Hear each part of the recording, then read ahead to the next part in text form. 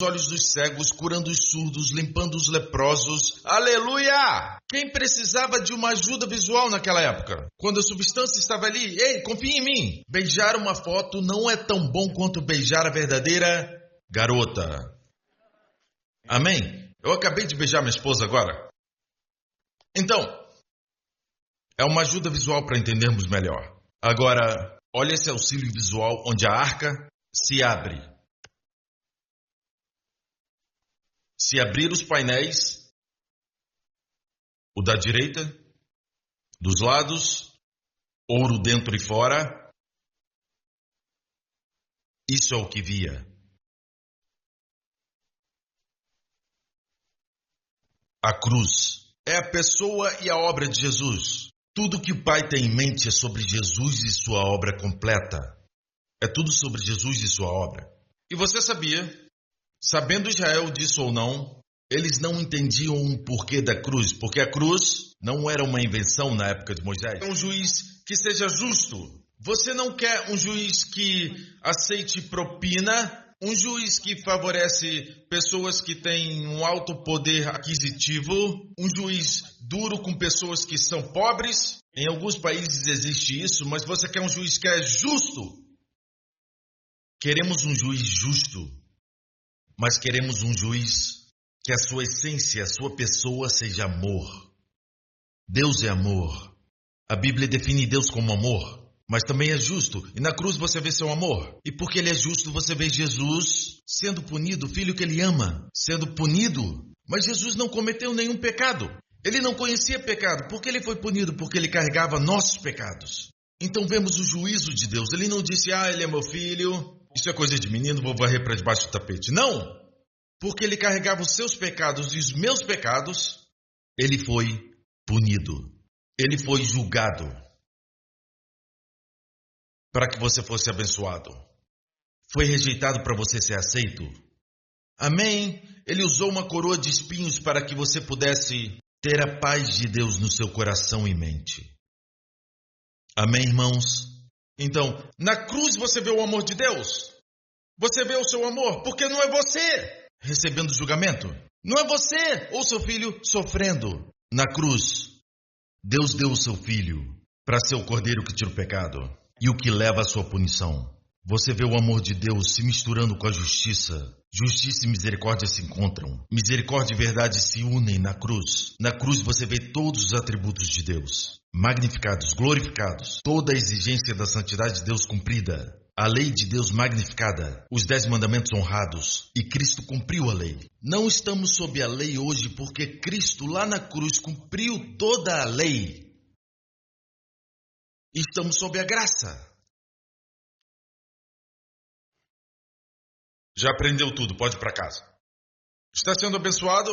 E observe como o povo de Israel ficava acampado no deserto.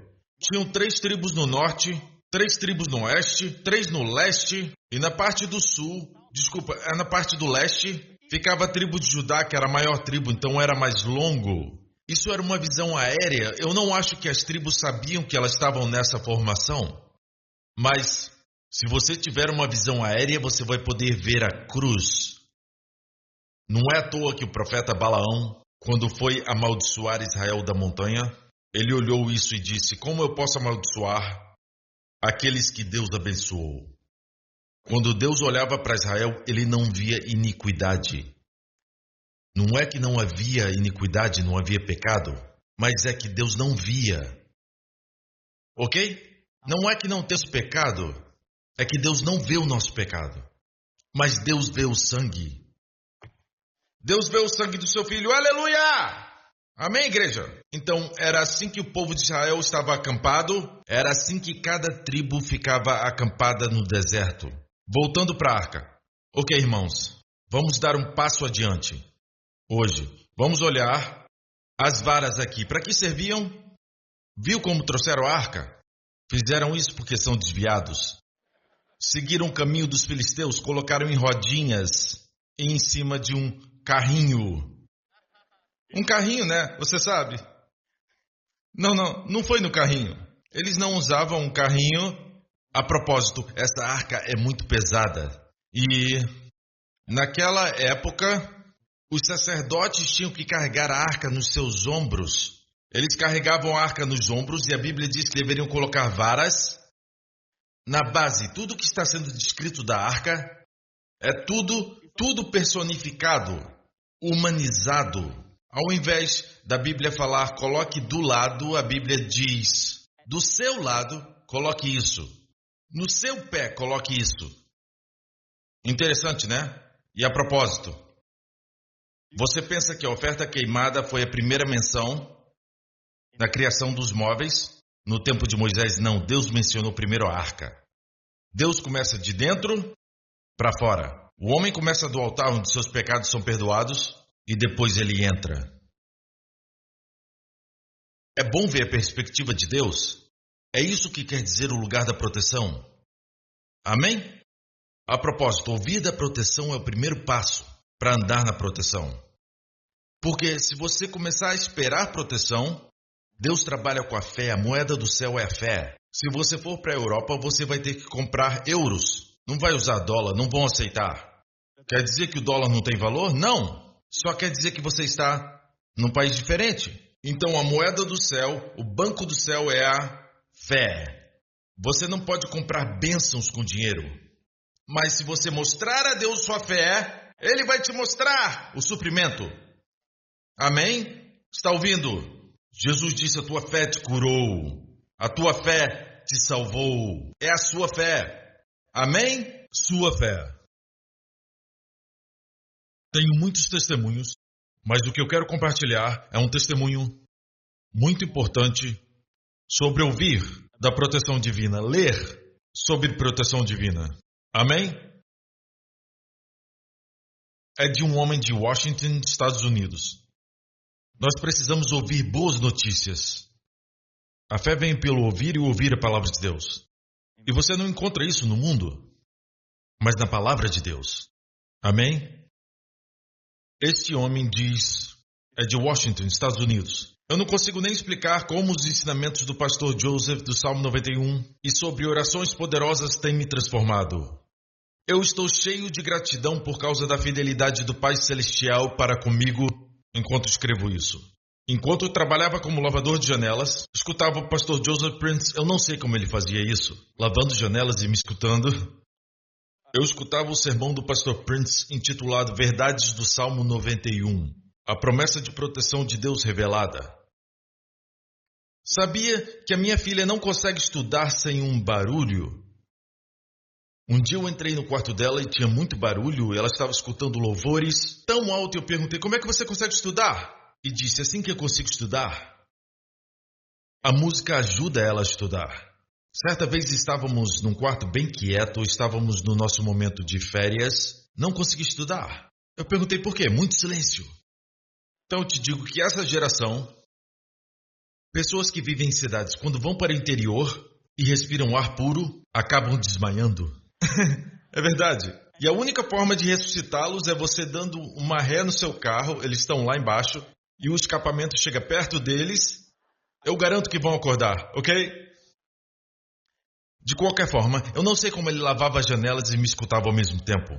Enquanto lavava as janelas, escutava o sermão do pastor Prince sobre o Salmo 91, a promessa da proteção. Assim que terminava de escutar, eu escutava tudo de novo. Alguns escutam uma vez e acham que já entenderam. Ele escutava tudo de novo. Uma certa semana, aconteceram 2 acidentes no meu trabalho. O primeiro aconteceu quando eu estava ajudando o meu chefe a consertar uma escada com uma lixa elétrica. Eu pensei em usar óculos de proteção, mas quando fui pegá-los, meu chefe ligou a lixa elétrica e na hora saiu pedaços de alumínio e foram direto da direção do meu olho. Mas mesmo o metal sendo quente e afiado, eu só fiquei com um pequeno corte, que sarou no dia seguinte. 2 dias depois eu estava trabalhando no telhado de uma casa, quando um equipamento meu começou a deslizar. E tentei pegá-lo, mas acabei escorregando e caindo do telhado.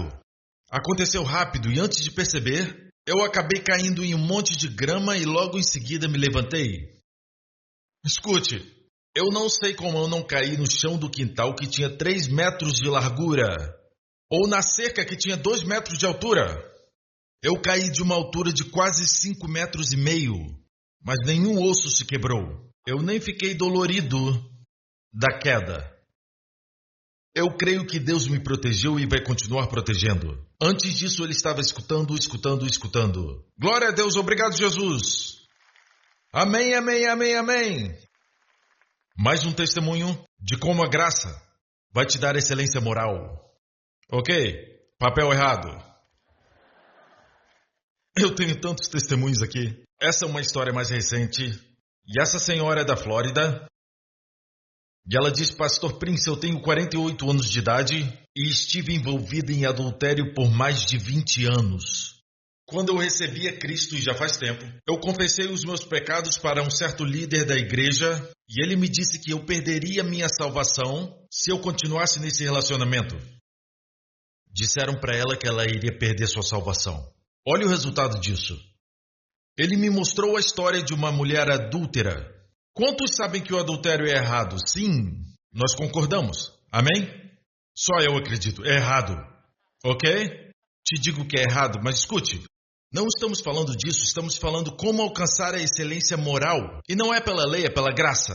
E esse certo líder disse para ela que ela perderia sua salvação.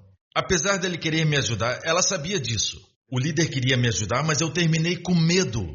Mais insegura, e eu acabei acreditando que Deus não podia me perdoar. Como resultado da insegurança e crença errada, acabei continuando no relacionamento por mais 2 anos. Certo dia, eu escutei você pregando sobre a mesma história da mulher pega em adultério. Eu aprendi que Jesus não acusou nem condenou a mulher que cometeu adultério. Na verdade, ele disse para ela: mulher, onde estão os seus acusadores? Eu também não te condeno. Vai e não peques mais. A igreja diz: pare de pecar primeiro e não vamos te condenar. Jesus dá o presente da não condenação primeiro e vai te capacitar a nunca mais pecar. Ouvir isso mudou minha vida e fico muito feliz em dizer que não estou mais no relacionamento adúltero. Estou apaixonada pelo Senhor. Agora me vejo do jeito que Jesus Cristo me vê. Obrigado por pregar a palavra e que Deus continue te abençoando. Vamos lá, igreja. Como obter esse resultado? Veja, quando o sacerdote carregava a arca número 1, não podiam carregar a arca. Ela era muito pesada. Era de ouro maciço. A tampa era de ouro maciço. Toda essa tampa era de ouro batido. Na obra de Jesus ele foi espancado para se tornar nosso propiciatório. Amém? A tampa era um pedaço único de ouro e aqui, ouro e madeira. Era muito pesada para os sacerdotes. Mas o incrível é isso. Eles morreram quando tentaram carregar num carro de bois. Certo? Deus ensinou a Davi que os sacerdotes deviam carregar nos ombros. Alguns de vocês têm essa escultura que compraram na viagem para Israel. Certo? Quantos têm? Seu bando de ímpios. Vocês vão tanto para Israel e não compraram? Essa aqui é minha, na verdade. Essa está no meu gabinete. É uma figura dos sacerdotes carregando a Arca da Aliança. Ok? E você vê muito desse tipo de escultura em Israel. Isso tudo é para te dizer que a arca era muito pesada. Então o que você vê aqui não podia ter acontecido sem a ajuda de Deus. A Bíblia diz que quando Davi viu a forma certa da arca ser carregada pelas varas nos ombros dos sacerdotes, mas era muito pesada, como fariam isso? Mas a Bíblia diz que Deus ajudava os sacerdotes.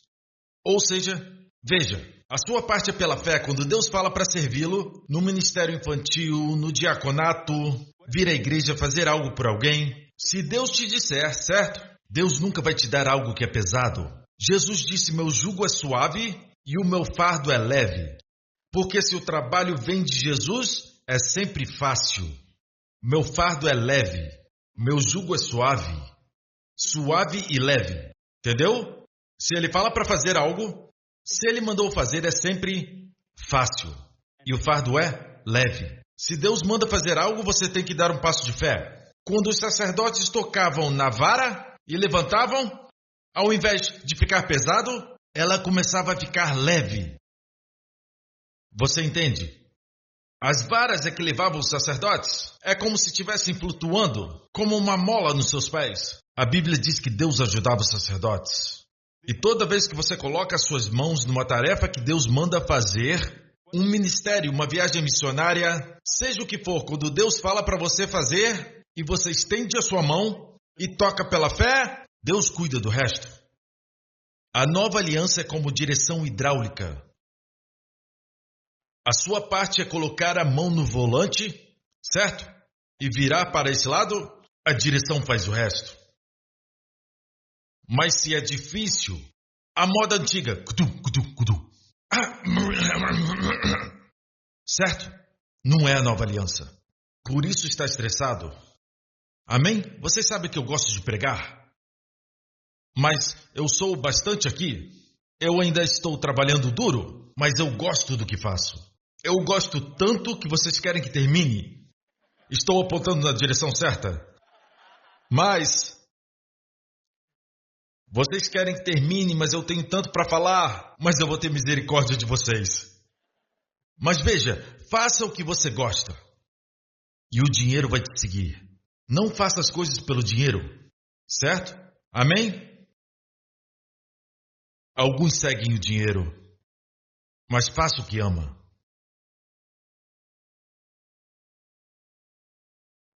Ok, então, continuando a história, quando carregavam, quero chamar sua atenção a algo a propósito. Essa figura que você viu aqui não é bíblica, ok? Quando a arca estava viajando, ela nunca era exposta. Ela era coberta com um pano azul, uma cobertura azul. A maioria dos móveis eram cobertos com pano púrpura. A capa do lado de fora era roxa, mas a capa da arca era azul. O que significa? Celestial. Quando olha para o céu, que cor é? É azul. Por que Deus escolheu azul? Porque Deus queria que soubesse que o céu é azul e o manto do sumo sacerdote era azul. E também diz que a cobertura da arca era azul. E a palavra azul é tekeled. Em hebraico, diga tekeled. E na lei, todos os homens deveriam vestir um manto de oração com tekeled, uma borda. E é disso que Jesus falava dos fariseus, queriam mostrar que eram mais santos do que os outros. Eles nem tinham uma borda normal, eles tinham uma borda como de uma cortina. Eles varriam o chão quando andavam. Eles faziam a orla dos seus mantos bem longas, para mostrar que eram espirituais. Mas a Bíblia diz, quando o Messias vier, nascerá o sol da justiça e salvação trará debaixo das suas asas, canaf. A orla das vestes também era chamada de asas. E a parte azul da orla era chamada de tekeled, azul. O céu é tekeled. A mulher com fluxo de sangue teve uma doença por 12 anos. Ela foi para os médicos e não resolveram. Ficou pior. E ela veio a Jesus e a Bíblia diz que ela tocou a orla das suas vestes. E os judeus sabem que a orla das vestes era a parte azul. Quando tocou a orla azul, o sangramento parou. Ela sentiu no seu corpo que foi curada. Jesus virou e disse, a tua fé te salvou. Escute, a palavra azul, tekelet, é um substantivo. Vem da palavra raiz, kalá, onde Jesus clamou na cruz, está consumado! Mas em hebraico ou aramaico é kula! A palavra raiz de azul. Toda essa arca é coberta da obra concluída. Então, quando ela estava sendo transportada, você não via a arca, você via o azul. Então hoje, quando você olha para o céu, você não vê Jesus, você vê azul. Você vê a humanidade de Jesus? Você vê ele no céu? Não, você vê a cobertura, o azul. Mas tenha certeza que além do azul, Jesus está. Amém? Deus quer que as pessoas vejam um homem celestial, Jesus, e vejam o azul. E quando estavam desencorajados, o povo de Israel olhava para baixo, azul, olha para cima. Amém? Ah, mas se eu tiver a mente celestial, eu não preciso viver aqui nessa terra. Você não é tão celeste assim. Não se iluda, todos nós precisamos de mente celestial. Foque no Senhor Jesus. E Israel estava prestes a cruzar o Rio Jordão. E foi isso que aconteceu. Olha aqui. Josué 3. E ordenaram o povo dizendo: quando virdes a arca, e a arca estava com eles, os sacerdotes carregavam, ela estava coberta de azul. Quando virdes a arca que os sacerdotes levitas levam, parti vós também do vosso lugar e seguia. Siga Jesus, irmão. Quando ver a arca, olhe para Jesus para ver onde ele está indo. Você tem que olhar para Jesus. Olhando para Jesus, o autor e consumador da fé. Tire o olho dos homens, até de homens bons. Tire o olho de mim. Não olhe para ninguém, a não ser Jesus. Olhe para ele, corra para ele. Haja contudo distância entre vós e ela, medida de 2.000 côvados. Eu vou te dizer algo agora mesmo. Nessa época que Josué estava carregando a arca, na verdade os sacerdotes carregavam a arca, é a primeira vez que Israel estava prestes a pisar na terra prometida depois de 40 anos vagando pelo deserto. Ok? E a primeira a entrar foi a arca. Eles passaram pelo Rio Jordão. Você conhece esse lugar onde a travessia ocorreu? É o lugar mais baixo, o Mar Morto. É o lugar mais baixo da terra. Muitos já foram lá. O que significa? 1.500 anos depois de Josué e os sacerdotes carregarem a arca no Rio Jordão, veio a arca verdadeira. E naquele mesmo lugar, ele foi batizado. E quando ele saiu da água, Deus abriu os céus. E Deus disse: olhem, esse é o meu filho amado, em quem eu me comprazo. Está ouvindo? 2 vezes Deus falou essas palavras: esse é o meu filho amado, em quem me comprazo. Na primeira, foi no lugar mais baixo de Israel, a área do Mar Morto, onde atravessaram, onde foi batizado. Na outra vez, foi no lugar mais alto de Israel, no Monte Hermon, na transfiguração. O pai disse: esse é o meu filho amado. Então, um conselho para os pais: quando seu filho for bem, elogie ele, diz que está orgulhoso, mas quando fizer errado e falhar, discipline-o se precisar, mas afirme o seu amor no ponto mais baixo de suas vidas. Amém? Isso foi de graça. Ok, então, 2.000 côvados, eu creio. Vai chegar uma época, Jordão significa lugar de morte. O Rio Jordão significa um lugar de morte. Você entende? Amém? Israel entrou no Jordão. E então, antes de entrarem, o sacerdote carregava. E a Bíblia diz, vamos ler: ordenarás aos sacerdotes que levam a arca do concerto, dizendo: quando vierdes até a borda do Jordão, no momento que os pés dos sacerdotes tocaram a água. E o Rio Jordão estava transbordando nessa época de colheita. Ele estava transbordando. Mas no momento que os sacerdotes carregando a arca tocaram na água, verso 16, as águas que vinham de cima, era o lugar mais baixo, levantaram-se num montão muito longe da cidade de Adã, 20 quilômetros dali, a cidade que está da banda de Sartã. O que significa? A arca, uma figura de Jesus, foi a primeira a entrar no rio da morte. Na verdade, Yarden, Yara descer, Den é julgamento. Ele desceu no julgamento por todos nós. Ok? E Deus partiu o Rio Jordão, 20 quilômetros, e as águas se levantaram no montão. É por isso que o povo de Jericó teve tanto medo. Os gigantes de Jericó tiveram medo. Eles viram o rio se abrir. E Deus levantou o julgamento. Yarden, Den é julgamento. Deus levantou a água até a cidade de Adã. E essa cidade ainda existe. Se você for para a travessia do rio, o lugar está lá, o lugar original. Você pode visitar. 20 quilômetros. Você com certeza vai passar pelo mar de Adã. No nosso itinerário da nossa viagem de Israel, nós vamos passar por lá. Mas muitos vão estar dormindo. Mas se você pedir para o guia te acordar quando chegar, vai ver a cidade de Adã, uma cidade pequena. Mas por que levantou o julgamento até a cidade de Adã? Deus diz: tudo que veio de Adão, a morte, a destruição. O julgamento, Deus arremessou quando Jesus morreu na cruz. Aquele julgamento que era para nós, Deus arremessou até Adão. Sim! Aleluia! Eu amo meu trabalho. Amo pregar o Evangelho. Amém. Vocês entendem? E diz que está da banda de Sartã. E Sartã significa angustiado, significa angústia. Toda doença e angústias de Adão foram arremessadas. Foram todas empurradas. Foram revertidas. 2.000 côvados. E o côvado é a medida do seu cotovelo até o seu dedo do meio. Isso é um côvado.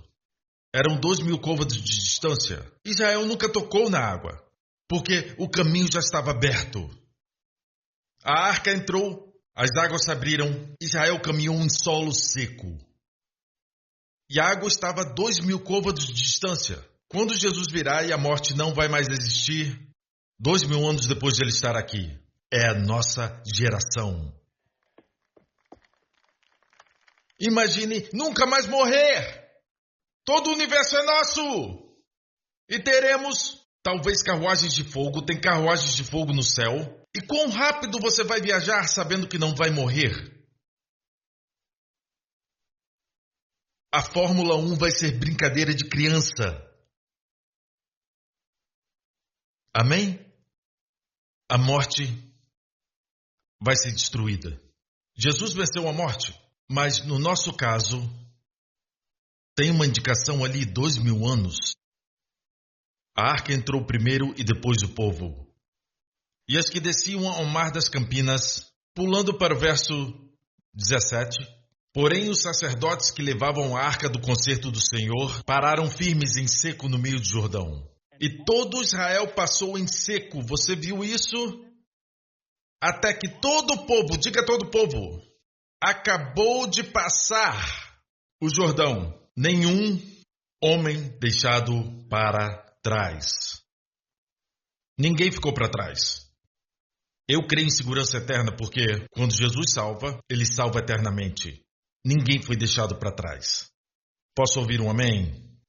Amém? Ninguém ficou para trás. Outra versão diz que todos passaram em limpo, completamente pelo Jordão e caminharam em solo seco. Amém?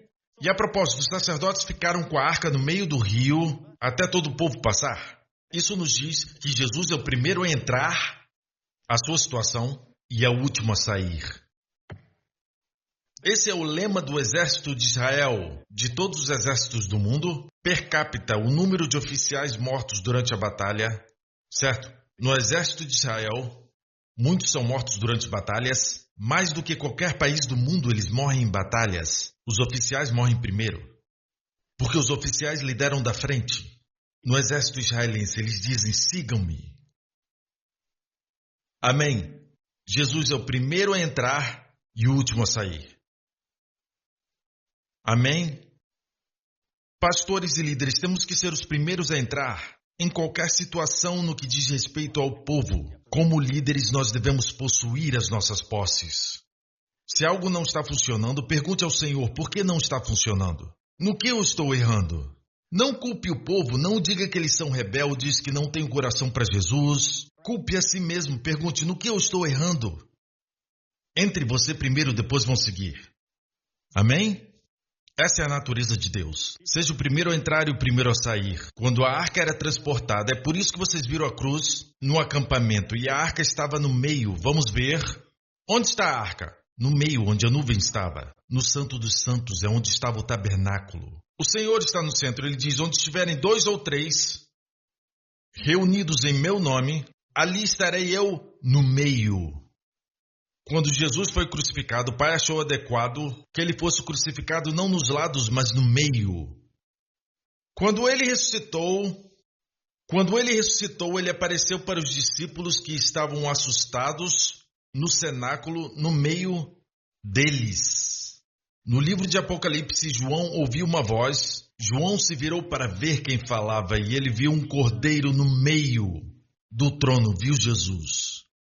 Então, o Pai quer que você coloque Jesus no meio do seu casamento. Não é para vocês olharem um para o outro e tirarem um do outro. Devem tirar do Senhor e ministrar um ao outro. Nós somos egoístas. Eu, para mim, eu sou isso, eu sou aquilo. Esquece isso, você tem Jesus. Ele é a sua fonte. Amém? Você não tem desculpa. Jesus é a terceira pessoa no seu casamento. Amém? Coloque Jesus no centro dos seus estudos, da sua carreira. Coloque Jesus no centro e tudo será mantido junto. Amém? Quando viajavam juntos, numa fila no deserto, e a arca estava no centro. Mas quando tinha um problema, quando acontecia algo, a arca era colocada na frente. A arca era a primeira a entrar. A Bíblia diz que a arca fazia uma jornada de 3 dias antes do povo chegar para encontrar um descanso para eles. Então, da sua parte, você o coloca no centro. Da parte dele, ele vai à sua frente, preparar o caminho. Isaías diz, porque não saireis apressadamente, nem vos ireis fugindo, porque o Senhor irá diante de vós, e o Deus de Israel será a vossa retaguarda. Ele pode estar em qualquer lugar, certo? Ele estará na sua frente para limpar o caminho, e não se preocupe com os inimigos atrás. Ele será a sua retaguarda. Não se preocupe com terrorismo. Deus será a sua retaguarda. Ele vai na sua frente. Mas às vezes, no meu pensamento humano, na minha forma natural de pensar, eu digo para mim mesmo, as pessoas não agradecem a Deus. Até que Deus as liberte. Por exemplo, está doente?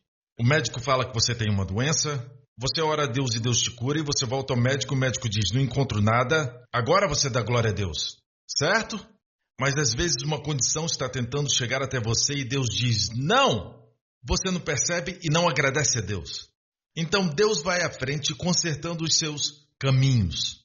Mas você não agradece porque tudo para você é normal. Mas o inimigo tinha dispositivos. Mas se nós soubéssemos a verdade, agradeceríamos mais a Deus. Temos que agradecer. Sermos gratos a Deus. Às vezes, pensamos que Deus deve deixar os obstáculos no caminho na nossa maneira humana de pensar. Assim, você enfrenta o obstáculo, pede ajuda, Deus te ajuda e você agradece. Mas Deus é tão bom que vai à sua frente. Eu me lembro quando a Jéssica tinha 3 ou 4 anos e fomos para a Disney e ela ficou com os olhos arregalados, olhando tudo. E o primeiro brinquedo que fomos foram aquelas xícaras que rodam. E quando saímos ela ficou, uou, aonde eu me meti? E eu percebi um pouco de medo nos seus olhos. E ela era pequena, então era um pouco assustador estar num parque cheio de atrações. Então eu disse para minha esposa, eu vou nos brinquedos primeiro. Então eu entrava nos brinquedos primeiro e falava, ela vai gostar desse. Esse brinquedo vai ser bem legal para a idade dela. Ou esse aqui vai assustar ela, ela não vai gostar. Vai assustar ela, sabe? Então papai ia na frente para abrir o caminho para ela. O Senhor vai à sua frente. Então, se você tem medo que as pessoas vão vir e roubar alguma coisa por trás, vão vir de trás sem você saber. Principalmente na rua, você tem que tomar cuidado. Tem que tomar cuidado com ladrões que roubam. Se você dá bobeira, alguém vem por trás e pega a sua bolsa. Então tem que ter cuidado com a sua retaguarda. O bandido geralmente vem por trás. É muito triste que fazemos parte de uma cultura do medo, de escassez. Não é suficiente. Tem que tomar vantagem. Toda janta é a última ceia. Eu falei para vocês que eu ia voltar nesse assunto, certo? E vivemos com a mentalidade do medo. E Deus diz, não se preocupe com o que vem de trás. Quando estiver dirigindo, não olhe somente para o retrovisor. Se baterem em você, vão pagar. Seu trabalho é olhar para frente. É por isso que o seu para-brisa é grande e o seu retrovisor é pequeno. Você tem que olhar para frente, não para trás. Amém? Tem que seguir em frente. Deus vai ser a sua retaguarda. Posso ouvir um amém? Ele vai na sua frente. Deixa eu ilustrar. Muitos de vocês viram o filme Os 10 Mandamentos. Eles chegaram ao Mar Vermelho.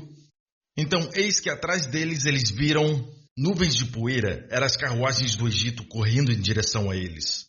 agora estavam presos e disseram a Moisés: tu nos trouxeste aqui para morrermos? É sua culpa, Moisés, eles vão nos matar. E antes de Deus abrir o mar, o que aconteceu? Vamos ler Êxodo 14. E o anjo de Deus, A maiúsculo, quando fala anjo de Deus, está se referindo a Jesus. Ele não é um anjo, Jesus é Deus. Mas aqui essa palavra anjo é um termo genérico para representar Deus. É a sua forma pré-encarnada. O anjo de Deus que ia diante do exército de Israel se retirou e ia atrás deles. Também a coluna de nuvem se retirou de diante deles e se pôs atrás deles. Inicialmente estava na frente e os inimigos vieram por trás. Olha isso. Foram para trás. Para protegê-los por trás. E ia entre o campo dos egípcios, os inimigos, e o campo de Israel. E a nuvem era escuridade para aqueles, para os egípcios. E para estes esclarecia a noite, de maneira que em toda noite não chegou um ao outro. Em um mundo escuro, podemos ter luz. Nossa família pode viver na luz. Eu falei para vocês que eu nunca ouvi ninguém pregar sobre Israel no Egito, quando as pestes estavam acontecendo.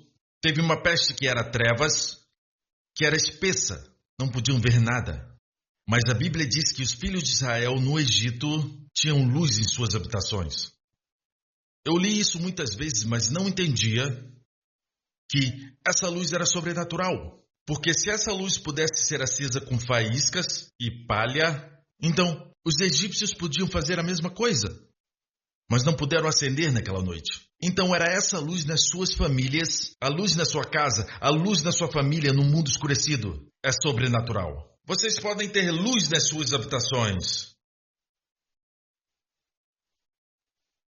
Amém? Enquanto o mundo fica escuro, a luz vai brilhar mais. O caminho do justo nunca fica pior, fica cada vez mais brilhante. O caminho dos homens, quando o homem faz algo, é bom no início, mas vai ficando pior e pior. Tudo do homem fica pior, pior e pior. O chá quente fica cada vez mais frio. É por isso que a evolução é um absurdo. Não dá para uma forma inferior ficar superior. Tudo na vida degrada. Tudo fica menor. Então Deus é o que ia na frente e ia atrás, os protegendo. Você entende? Quero que sinta nesse mundo inseguro, quando viajar, não só isso, mas quando você levantar pela manhã também, saiba que o Senhor foi à frente. Ele verificou o lugar e diz: filho, pode vir. Deus fala às suas ovelhas. Ele é o bom pastor. E o que ele diz? Que quando tira para fora as suas ovelhas, vai adiante delas. E as ovelhas o seguem porque conhecem a sua voz. Quando tira as suas ovelhas, vai adiante delas. Ele vai adiante, ele lidera. E as ovelhas o seguem porque conhecem a sua voz. A propósito, eu me lembrei de algo. Você sabia que na arca de Noé, o barco de Noé, quando Deus disse para entrarem, olha aqui em Gênesis: entra tu e toda a tua casa na arca. Não é como se Deus estivesse do lado de fora falando para entrarem na arca. Deus já estava dentro, ele falou: entrem na arca. Depois de toda a inundação, depois de a arca estar flutuando, certo? E finalmente parou no Monte Ararat. Eles esperaram por um tempo para a terra ficar seca. Deus disse no próximo capítulo: saia da arca tu. Deus foi o último a sair, porque Deus falou: sai tu da arca. Primeiro a entrar, último a sair. Jesus vai na frente primeiro. Voltemos a João 10, e eu vou finalizar com essa passagem. Ele vai adiante delas e as ovelhas o seguem porque conhecem a sua voz. Agora, em nenhum lugar na Bíblia diz que você tem que aprender a ouvir sua voz. Já está implícito, é um fato. As ovelhas o seguem porque conhecem a sua voz. Você não tem que ensinar. As ovelhas têm que ensinar cabras. Mas se nasceu de novo é ovelha. Mas pastor, você é ovelha? Não discuta. Escute. Você tem que crer. Amém? Já está implícito. As ovelhas ouvem sua voz e o seguem. Veja, Não tem problema dizer que devemos aprender a ouvir a voz de Deus, mas às vezes complicamos as coisas. Já viu um bebezinho? Você coloca um bebê acordado num quarto e a mãe entra e tem muito barulho, tem muitas mulheres conversando no quarto. No momento que a mãe entra e fala alguma coisa, o bebê fica alerta. O bebê não precisa aprender 7 passos para ouvir a voz de Deus. A voz da mãe. 7 passos para ouvir a voz da mãe. Não! O que devemos fazer é dar confiança para o povo de Deus. Eles podem ouvir a voz de Deus. Podem ouvir a voz do pastor. Sua confissão deve ser: eu ouço sua voz. Deve agradecer a Deus todo dia que ouve a sua voz. E Deus vai te guiar nos menores detalhes da sua vida. Veja, diz aqui que elas o seguem porque conhecem sua voz. Mas de modo nenhum, isso é uma negativa forte, o mei no grego, que é um negativo duplo. De modo